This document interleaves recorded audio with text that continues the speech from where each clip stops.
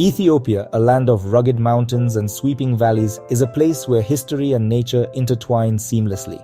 It stands as a beacon of history in the heart of Africa, a testament to the resilience and ingenuity of its people. This ancient land has witnessed the rise and fall of empires, the birth of religions, and the enduring spirit of its people. From the ancient ruins that dot the landscape to the sacred religious sites that continue to draw pilgrims, Ethiopia's history is rich and varied. The people of Ethiopia, with their vibrant traditions and deep-rooted cultural practices, have always been the heart and soul of this nation. Their enduring spirit is evident in the colorful festivals, traditional attire, and community gatherings that bring life to the ancient land. From the mists of prehistory, a civilization emerged, leaving its mark on the world. The prehistoric cave paintings and early artifacts found in Ethiopia provide a glimpse into the lives of the ancient people who once roamed this land. These early inhabitants laid the foundations for the complex societies that would follow, creating monuments and structures that have stood the test of time. This is the story of Ethiopia, a journey through time spanning millennia. From the dawn of humanity to the present day, Ethiopia's history is a tapestry woven with threads of triumph and tragedy, innovation and tradition. Ethiopia's history stretches back to the dawn of humanity. Archaeological discoveries have revealed that this land was home to some of the earliest human ancestors. Archaeological discoveries like the famous Lucy skeleton provide evidence of early hominids inhabiting the region millions of years ago. Lucy, a 3.2 million-year-old Australopithecus afarensis, is one of the most significant finds in the study of human evolution. These fossil discoveries have not only shed light on our ancient past, but have also placed Ethiopia at the forefront of paleoanthropological research. As civilizations began to flourish, the kingdom of Dumt emerged in the 10th century BCE. This early kingdom played a crucial role in the development of Ethiopian civilization. Centered in northern Ethiopia and Eritrea, Dumt laid the groundwork for the powerful Aksumite kingdom. The remnants of Dumt's cities and artifacts provide a window into the lives of its people and their achievements. The Dumt kingdom thrived on trade. Its strategic location connected it to the Red Sea and the ancient world, facilitating the exchange of goods and ideas. This connection allowed Dumpet to become a hub of commerce and culture, influencing regions far beyond its borders. Ivory, gold, and incense flowed through its roots, bringing prosperity and influence. These valuable commodities were highly sought after in the ancient world, and Dumpt's control over their trade brought wealth and power to the kingdom. The trade routes established by Diem not only facilitated the exchange of goods but also the spread of ideas, technologies, and cultural practices. This exchange helped to shape the development of Ethiopian society and its interactions with neighboring regions. Dumit's legacy lived on, setting the stage for the rise of Aksum, a kingdom destined for greatness. The Aksumite kingdom would go on to become one of the most powerful and influential civilizations in the ancient world, leaving an indelible mark on the history of Ethiopia and the world. From the 1st century CE, the Aksumite kingdom rose to prominence in what is now northern Ethiopia and Eritrea. Building upon the foundations laid by Dumt, Aksum became a major power in the ancient world. Its influence stretched across the Red Sea into Yemen and Arabia, controlling vital trade routes that connected Africa, Europe, and Asia. Aksum's wealth was legendary. Gold, ivory, and incense flowed from its ports, attracting merchants and traders from distant lands. The Aksumites developed their own currency, a testament to their economic prowess. Giant obelisks towering over the landscape stand today as silent witnesses to their architectural skills. Aksum's most enduring legacy, however, is its embrace of Christianity. In the 4th century CE, King Ezana converted to Christianity, making Aksum one of the earliest Christian states in the world. Churches and monasteries sprung up across the kingdom, forever intertwining faith and history in Ethiopia. Following the decline of Aksum, a new dynasty emerged in the 12th century, the Zagwe dynasty. The Zagwe left an indelible mark on Ethiopia's cultural landscape, most notably through their breathtaking rock-hewn churches. Carved directly into the living rock, these churches stand as testaments to the Zagwe's devotion and architectural ingenuity. The most famous of these churches are found in Lalibela, a town in northern Ethiopia.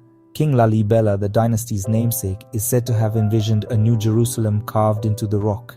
11 churches, each with its own unique design and purpose, make up this remarkable UNESCO World Heritage Site.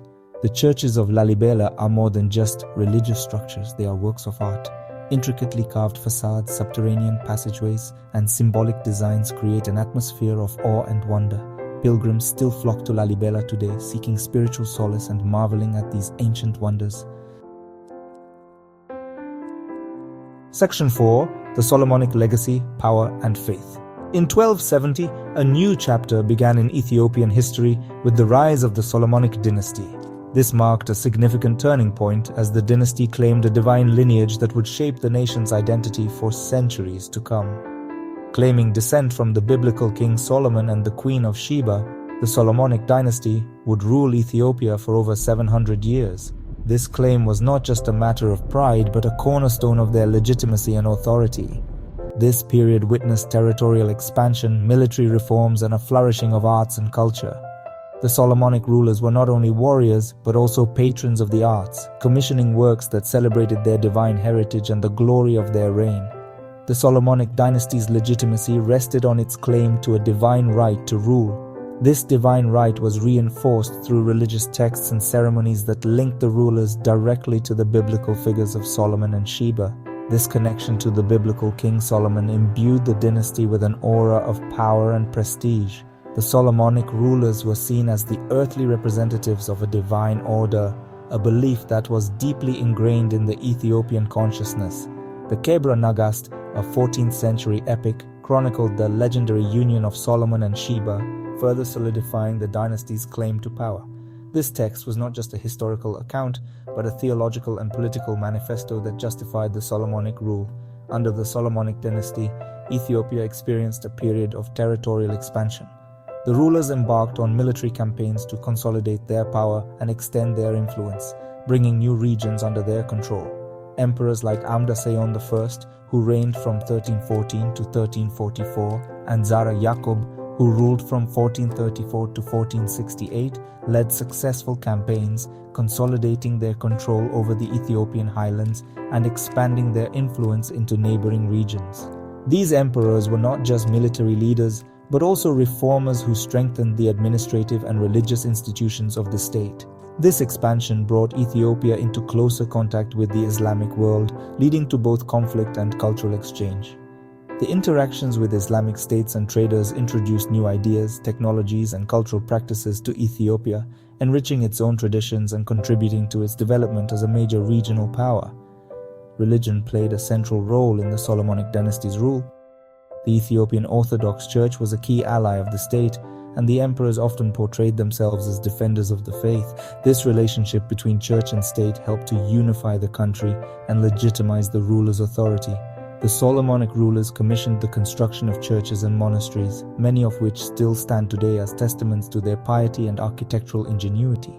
These religious structures were not only places of worship, but also centers of learning and culture. The arts flourished under the Solomonic dynasty, with music, dance, and literature reflecting the rich cultural heritage of Ethiopia.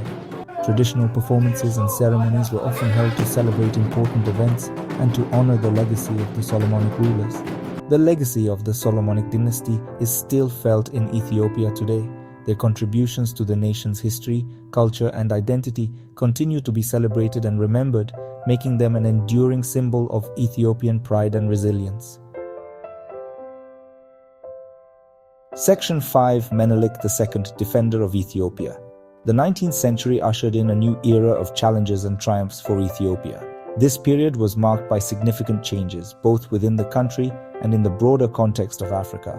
As European powers scrambled to carve up the continent, Ethiopia found itself at a crossroads, facing the dual pressures of internal strife and external threats. European colonialism cast a long shadow over Africa, but Ethiopia, under the leadership of Emperor Menelik II, stood firm. Unlike many other African nations that fell under colonial rule, Ethiopia managed to maintain its sovereignty thanks to the astute leadership and strategic acumen of Menelik II. Menelik II's reign from 1889 to 1913 marked a turning point in Ethiopian history, a period of modernization and fierce resistance against colonial ambitions. His vision for Ethiopia was not just about preserving its independence, but also about transforming it into a modern state capable of standing toe-to-toe with the colonial powers. Menelik II inherited a divided Ethiopia. The country was fragmented, with regional rulers holding significant power and often acting independently of the central authority. This fragmentation posed a significant challenge to Menelik's vision of a unified and strong Ethiopia. Regional rulers vied for power, weakening the central authority of the emperor. These internal divisions made it difficult to present a united front against external threats. Menelik understood that to defend Ethiopia from colonial ambitions, he first needed to consolidate his power and bring the regional rulers under his control. Menelik II, a shrewd strategist and diplomat, set out to unify the country under his rule. He employed a combination of diplomacy, strategic marriages, and military campaigns to bring the regional rulers into the fold. His efforts were not just about expanding his power, but also about creating a cohesive and strong nation. Through a combination of diplomacy and military might, he consolidated his power and laid the groundwork for a modern Ethiopian state. Menelik's modernization efforts included the introduction of new technologies, the establishment of a modern army, and the development of infrastructure, all aimed at strengthening Ethiopia's position both internally and externally. Menelik II understood the growing threat of European colonialism. He was acutely aware that Ethiopia's independence was at stake and that the colonial powers would stop at nothing to expand their territories. To counter this threat, Menelik engaged in astute diplomacy, forging alliances and playing the colonial powers against each other. Italy, eager for a slice of the African pie, set its sights on Ethiopia. The Italians believed that Ethiopia would be an easy target. Underestimating the resolve and capability of Menelik and his people, they sought to exploit internal divisions and use their superior military technology to subjugate Ethiopia. The Italians underestimated Ethiopian resolve. Menelik II, aware of the impending threat, had been preparing for this confrontation. He had modernized his army, equipped his soldiers with modern weapons, and instilled in them a fierce determination to defend their homeland at all costs. In 1896, at the Battle of Adwa, Ethiopian forces, armed with modern weapons and driven by a fierce determination to defend their homeland, decisively defeated the Italian army. This victory was not just a military triumph but a powerful statement of Ethiopia's resilience and determination to remain free. The Battle of Adwa became a symbol of anti-colonial resistance and a source of pride for Ethiopians and Africans alike. Menelik II's leadership during this critical period ensured that Ethiopia remained one of the few African nations to successfully resist European colonization. Section 6. The Lion of Judah, Haile Selassie's reign. Following Menelik II's death, a period of instability ensued. In 1930, Ras Tafari Makonnen ascended to the throne, taking the name Haile Selassie I. Haile Selassie, known as the Lion of Judah, would become a towering figure in 20th century Ethiopian and African history.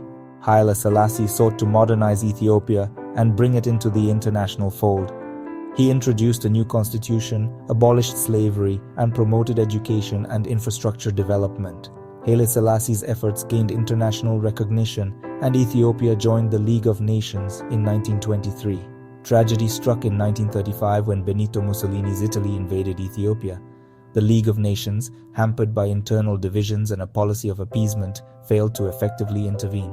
Italian forces, using chemical weapons, occupied Ethiopia for 5 long years. Thanks you for joining us to learn about the history of Ethiopian.